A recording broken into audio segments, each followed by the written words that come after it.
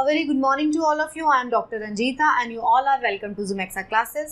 आज के इस लेक्चर में हम लोग डिस्कस करने जा रहे हैं MCQs को और आज के MCQs है स्पेशल ये क्योंकि ये MCQs जो हैं वो पूछे गए हैं HCS एग्जाम 2021 में।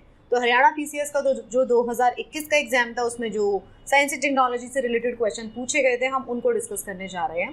So let's start. अगर आपका कोई स्पेसिफिक सवाल है तो आप मुझे इस ईमेल एड्रेस पर मेल कर सकते हैं। ये मेरा इंस्टाग्राम हैंडल है, आप मुझे फॉलो कर सकते हैं और ये मेरे टेलीग्राम चैनल का लिंक आपको दिया गया है। इस टेलीग्राम चैनल पर आपको मेरे सभी लेक्चर्स के PDF मिल जाएंगे जिनको आप रिवीजन के लिए डाउनलोड कर सकते हो। और अगर आप चाहते हैं मेरे बाकी के लेक्चर सीरीज को भी देखना तो वो सबके लिंक भी आपको यहीं मिलेंगे। तो इस सेट का पहला सवाल जो है वो आपकी स्क्रीन पर आपको नजर आ रहा है। इस सवाल में आपसे क्या पूछा जा रहा है? इस सवाल में आपसे पूछा जा रहा है which of the following test is approved by Indian Council of Medical Research. ICMR ने कौन सा जो टेस्ट है उसको अप्रूव किया हुआ है और जिसके अंदर हमें नोज और थ्रोट से सैंपल नहीं लेना पड़ता। तो आप जितने भी टेस्ट के नाम देखेंगे वो सारे के सारे टेस्ट कहाँ से उठाया गया सवाल है? कोरोना से रिलेटेड टेस्ट है ये। तो कोरोना जो है क्योंकि न्यूज़ में है अभी इसलिए उससे सवाल पूछा गया है। तो आप देखेंगे इस HCS वाले सेट में आप देखेंगे कि बहुत सारे आपको कोरोना से रिलेटेड सवाल मिलेंगे। कम से कम 2 से 3 सवाल जो है आपको सिर्फ कोरोना से related science and technology section में सिर्फ एक एग्जाम के अंदर 2 से 3 सवाल कोरोना से रिलेटेड पूछे गए हैं। ऐसा क्यों किया जाता है मैं आपको हमेशा बताती हूँ। साइंस एंड टेक्नोलॉजी सेक्शन वो सेक्शन है जिसमें कि कहाँ से सवाल उठते हैं, जो भी करंट इवेंट्स हो रही हैं आपके आसपास उससे सवाल जरूर उठा लिए जाते हैं।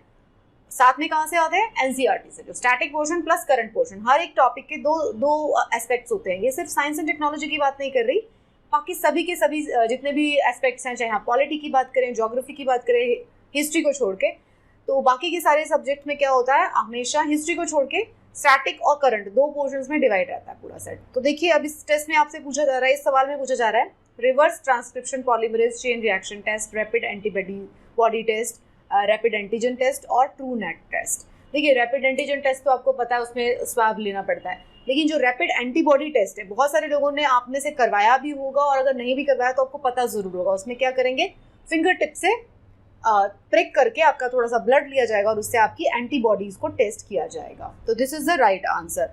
ओके, जो एंटीबॉडीज आपकी टेस्ट की जा रही है वो किस लिए? अगर आप इसी सवाल का अगर आगे की पढ़ने की कोशिश करते हैं तो एंटीबॉडीज क्या होती है? एंटीबॉडीज वो हमारी बॉडी का मैकेनिज्म है जो तब फॉर्म होती है कि हमारे सोल्जर्स हैं हमारी बॉडी के, अगर हमारी बॉडी में कोई एंटीजन एंटर कर जाता है तो उसकी अगेंस्ट में एंटीबॉडीज का फॉर्मेशन होता है। तो इस सवाल से आपको 2 चीज़ें सीखने को मिलती है। एक तो यही सवाल जो करंट में पूछा गया और सेकेंडली अगर आपसे आगे भी पूछा जाता है घुमा फिरा के तो आपको एंटीबॉडीज़ क्या होती है ये पता होना चाहिए। एंटीबॉडीज़ और बॉडी की इम्यूनिटी के बारे में मैंने अपने सुमेक्सा क्लासेस पे एक बहुत अच्छा इम्यूनिटी से रिलेटेड लेक्चर डाला हुआ है, आप उसको भी देख सकते हैं। अगला जो सवाल है उसमें आपसे पूछा जा रहा है which of the following group of organic compounds are least likely to be used in making of perfumes. तो परफ्यूम्स बनाने में इसमें से कौन सा जो है यूज बिल्कुल भी नहीं होता। तो कहाँ से उठाया गया सवाल है? ऑब्वियसली NCERT का सवाल है, स्टैटिक पोर्शन से उठाया गया सवाल है। तो alcohol group, carboxylic acid group, Easter group, aldehyde group. तो कौन सा ऐसा ग्रुप है जिसका यूज हम कहाँ नहीं कर रहे? परफ्यूम इंडस्ट्री में यूज हम उसका नहीं कर रहे। पता कैसे चलेगा कि कौन सा हम बताएं? चलो अल्कोहल तो समझ लेंगे, चलो यूज होता है क्योंकि उड़ जाते हैं परफ्यूम, राइट।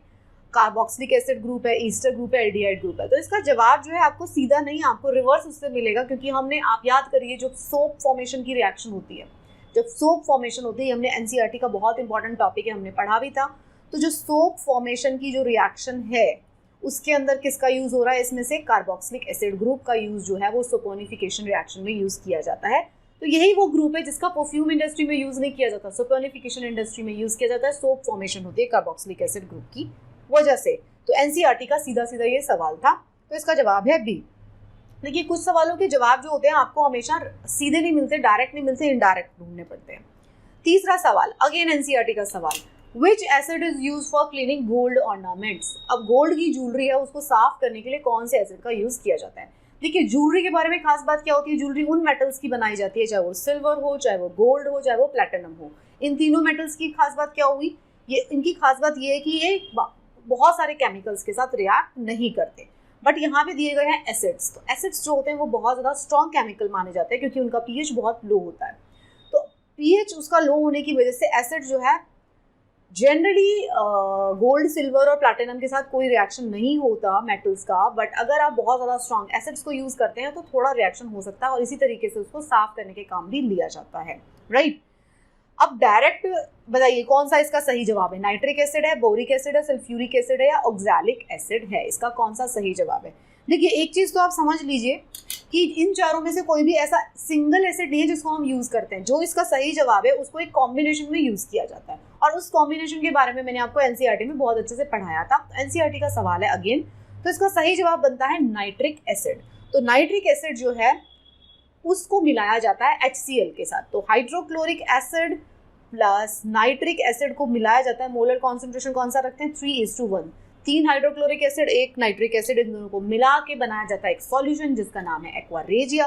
उस सॉल्यूशन से जो है क्लीन किया जाता है गोल्ड के ऑर्नामेंट्स को। कहाँ से उठाया था सवाल, हमने सवाल उठाया है, हमने नहीं उठाया, ये तो HCS के सवाल है, सीधा का सीधा मैं उसको डिस्कस कर रही हूँ।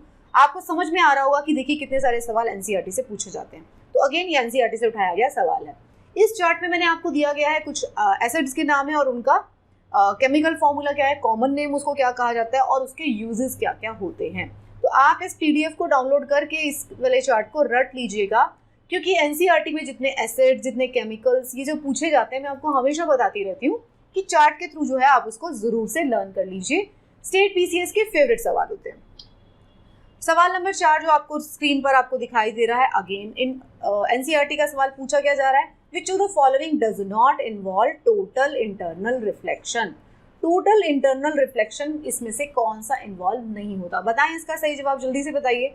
मिराज इन डेजर्ट, जो मिराज बनता है, मिराज को क्या कहते हैं, मृगचर्या जिसको बोला जाता है ना, आपको सामने पानी दिखाई देता है जो डेजर्ट में बनेगा। डेजर्ट में अगर आप जाएंगे तो आप देखेंगे इतनी ज़्यादा धूप पड़ने की वजह से क्या होता है, सामने आपको पानी दिखाई देगा लेकिन पानी होगा नहीं। सड़क में भी ऐसा फील आता है कभी कभी।